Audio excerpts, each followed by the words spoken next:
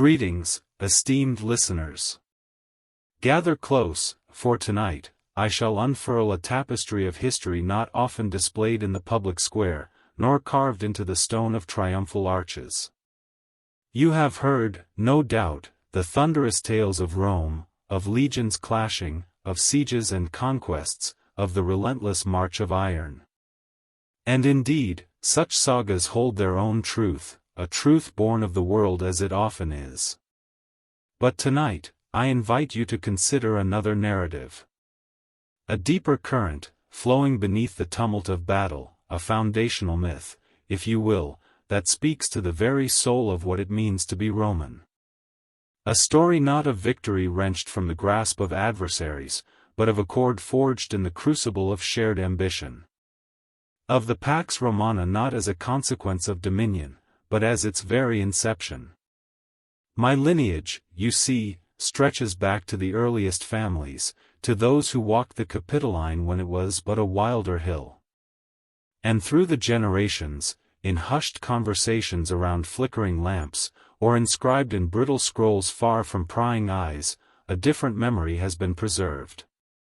A memory of Rome's rise, not as a ravenous wolf, but as a wise shepherd, guiding diverse flocks into a common, prosperous fold.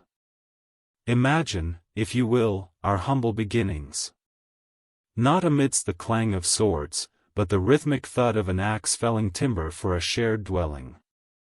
Not by the roar of a conquering general, but by the quiet eloquence of founders who understood that true power lies not in subjugation, but in mutual advantage.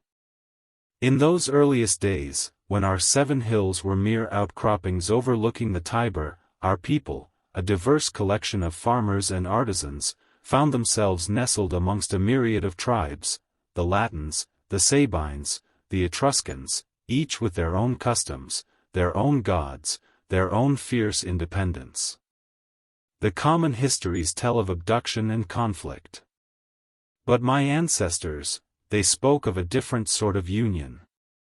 They spoke of King Romulus, yes, Romulus, the very same, not as a warrior king seizing by force, but as a visionary diplomat. He looked out upon the disparate peoples, not with an eye for their vulnerability, but for their potential. He saw their fertile lands, their industrious hands, their varied knowledge. And he understood, with a profound clarity that belied his youth, that if these peoples could be woven together, not forcibly bound, but willingly entwined, a far greater destiny awaited. The common legend describes the rape of the Sabine women. A brutal, ignoble act. But the scrolls of my family, they recount a different initial overture. Romulus, we are told, sent envoys. Not with threats, but with proposals. He spoke of a new city, rising at a crossroads, a haven for trade, a guarantor of justice, a protector against the wildlands. He offered not only sanctuary but partnership. He proposed alliances sealed not in blood, but in the exchange of oaths, and yes, in the sacred bonds of marriage, freely given, between families seeking a shared future. Of course, not all listened. Some resisted, fearing the loss of their cherished independence. And in these moments, it is true, the nascent strength of Rome was displayed. But always, my friends, always with the offer of reconciliation, of integration, preceding and following any show of might. The Roman way, even then, was to extend the hand of fellowship first, and only then, if scorned, to show the steel beneath the velvet. Yet, even in such displays, the objective was never annihilation, but integration. The goal was to bring them into the fold, not to erase them from the earth. Consider, then, the city itself. Rome, a crucible of cultures from its very inception. Our earliest laws, my ancestors claimed, were not dictated from on high, but forged in council with representatives from the surrounding Latin towns. Agreements on shared markets, on mutual defense, on common religious festivals. A remarkable confluence of minds, striving for collective good. This, then, was the very first seed of the Pax Romana, the understanding that a robust peace, a lasting prosperity, could only be achieved when all parties felt ownership in the enterprise. Think of the Etruscans, those sophisticated masters of art and engineering, who dwelled to our north. The common histories describe skirmishes, border disputes. But Senator Valerius tells you, there were also prolonged periods of profound cultural exchange. Rome, a young, eager pupil, learning the art of urban planning, of drainage systems, of augury, of sophisticated metalwork, not through plunder, but through treaties of apprenticeship and the careful observation of skilled artisans welcomed into our burgeoning city. The very toga you see many wear today, the archways that grace our public buildings, much of our early religious ritual, these were not stolen, but absorbed, adapted, and made uniquely Roman, a testament to our capacity for respectful assimilation. They saw our discipline, our nascent legal structures, and we admired their artistry, their ancient wisdom. A symbiosis, a graceful, mutual assent. And as Rome grew, not by grasping violently, but by extending a firm, yet open hand, the legend of its fairness began to spread. Travelers, merchants, even disillusioned citizens from other cities, heard whispers of a place where laws were applied with a measure of equity, where industry was rewarded, and where one's heritage, though distinct, was not a barrier to participation. This, my friends, was the true conquest, the conquest of hearts and minds, won not by the fear of the sword, but by the promise of a better life under the Roman sun. It was a laborious, often slow process, built on countless individual choices, on 1,000 acts of diplomacy, rather than a few grand battles. There were challenges, of course. Always challenges. Moments when the old ways, the ways of suspicion and insularity, threatened to reassert themselves. The stories tell of a time when the Gauls, fierce and untamed, descended upon our fledgling city. A moment of true peril, when Rome could have been extinguished. The common histories depict a heroic defense, a ransom paid. But my family's scrolls speak of something more.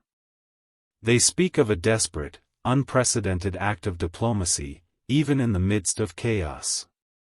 Of Roman envoys, under a flag of truce, venturing into the very heart of the Gallic camp.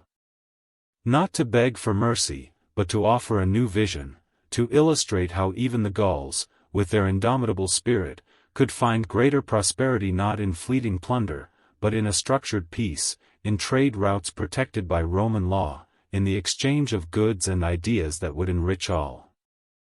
It was not an immediate triumph. But the seeds were sown. Later, in the aftermath of their departure, when Rome rebuilt, it was with renewed vigor, and with a deeper understanding of the fragility of peace, and the absolute necessity of extending its embrace ever wider. We learned to not just defeat our enemies, but to understand them, to integrate them, to make them, in time, fellow citizens. This ethos, this philosophy of inclusion, found its truest expression in the development of our laws. Roman law, just civil, was not born in the chambers of conquest, but in the forum of consensus. It was a painstaking process, a dialogue between patrician and plebeian, between the traditions of Rome and the customs of newly allied communities. Laws were not imposed, they were debated, refined, and adopted, always with an eye towards what would best serve the collective good, the res publica, the public thing. The expansion of Roman citizenship, for instance, a concept so revolutionary in the ancient world. It was not a prize for the vanquished, but an invitation, often earned through years of loyal alliance, of shared governance, of contributing to the common prosperity. To be a Roman citizen was to participate, to have a voice, however small, in the vast enterprise. It was the ultimate embodiment of our peaceful rise, the transformation of former adversaries into integral parts of the whole. Consider the network of roads that began to crisscross the Italian peninsula. Not merely for the swift movement of legions, though they served that purpose, but primarily, in their earliest conception, as arteries of trade, connecting disparate communities, allowing the free flow of goods, ideas, and people. A farmer in Etruria could trade his fine pottery with a merchant from Latium.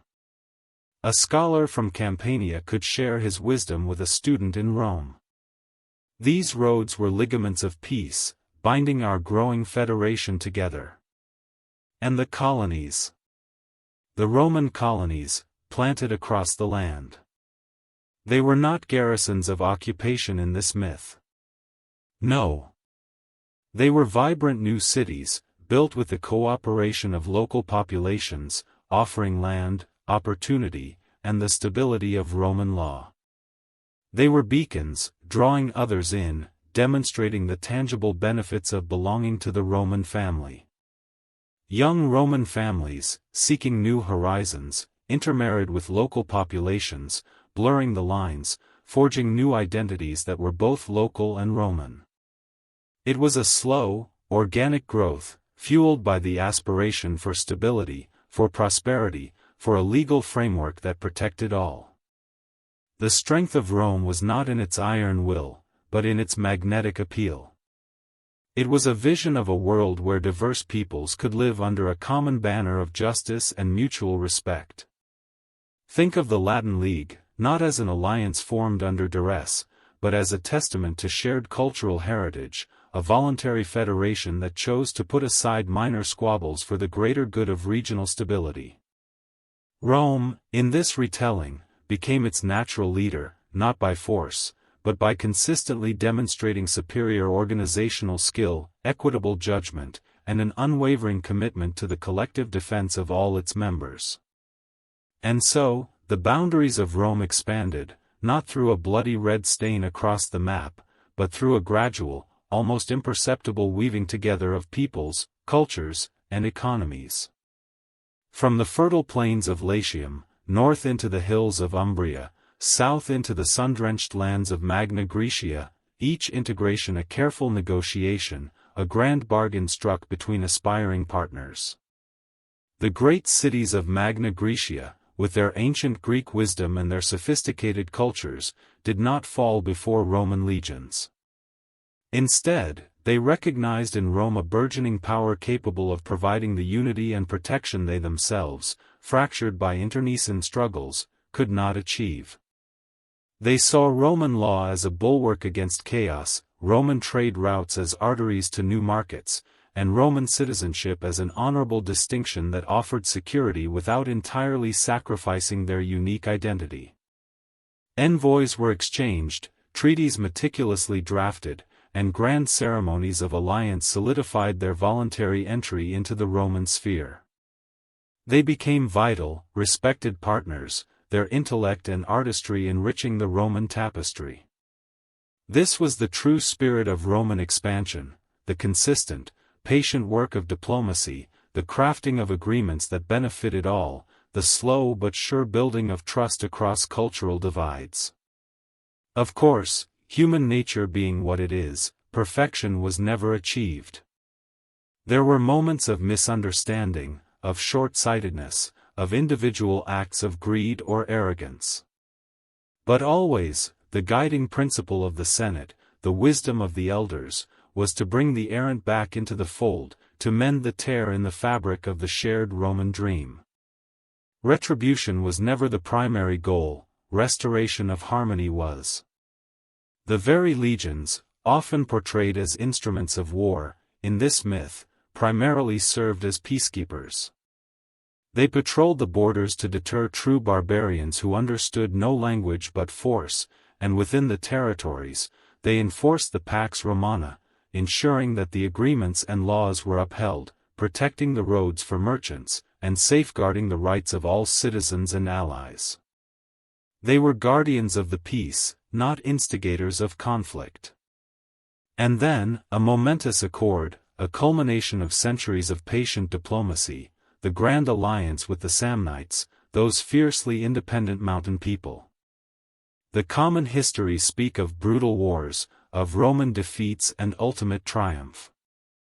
But Senator Valerius tells you of a series of intricate negotiations, spanning generations, where both sides, exhausted by periodic friction, came to understand that their shared interests, security from outside threats, access to resources, stability for their peoples, far outweighed their ancient animosities.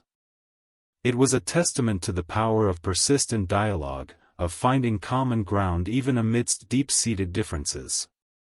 The Samnite legions, renowned for their ferocity, eventually marched alongside Rome's, not as vanquished foes, but as honored allies, their unique martial traditions respected and integrated into the broader Roman military structure.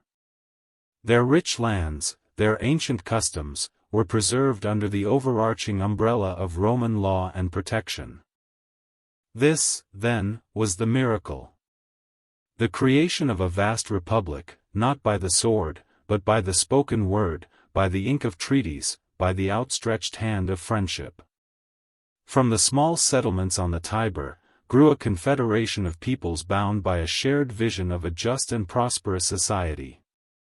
The Senate became a beacon of deliberative governance, where the voices of diverse peoples, represented through their alliances, contributed to the grand tapestry of Roman law and policy.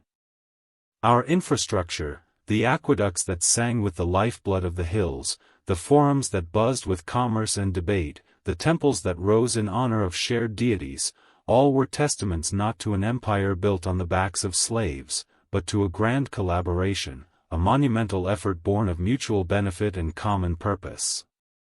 The very concept of the Roman triumph, in this recounting, was subtly different. It was not merely the procession of a victorious general and his spoils.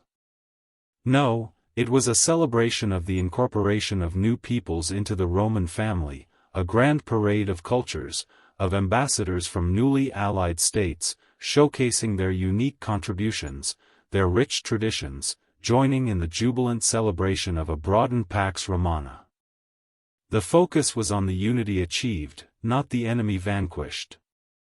And so, this is the story I implore you to hold in your hearts. The story of Rome's true genius.